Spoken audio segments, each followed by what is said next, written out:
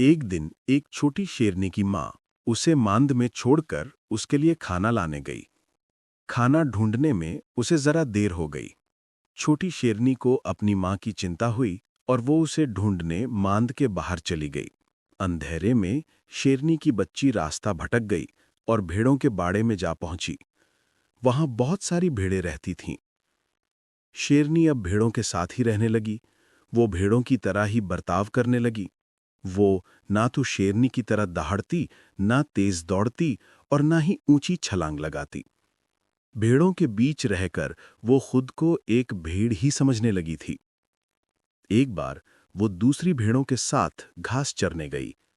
तभी वहां शेरनी की मां आ गई। सभी भेड़ें डरकर इधर-उधर भागने लगी, पर शेरनी वहीं खड़ी रही। उसने अपनी मां को पहचान लिया और दौड़कर उसके गले लगी। शेरनी को याद आ गया कि वो कोई भेड़ नहीं, एक शेरनी है। शेरनी और उसकी मां एक साथ दहाड़े। शेरनी को अपनी असली ताकत का एहसास हुआ। इस कहानी से हमें क्या सीख मिलती है? अपनी असली पहचान को कभी मत भूलो। दूसरे तुम्हें जैसा बना दें वैसे मत बनो। अपनी क्षमता को कम मत आंको। दूसरों की बातों से खुद को कमजोर मत मानो, क्योंकि हमारी असली ताकत हमारे भीतर ही होती है।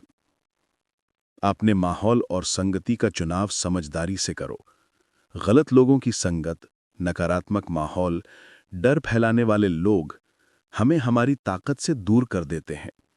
इसलिए माहौल चुनना बहुत जरूरी है। खुद पर भरोसा रखो, तुम शेर हो, भेड़ नहीं। मन के डर को हटाओ, तुम उससे कहीं ज्यादा शक्तिशाली हो।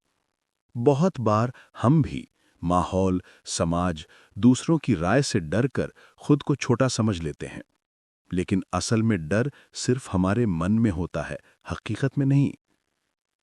क्षमता तुम्हारे अंदर है, बस उसे पहचानने की जरूरत है।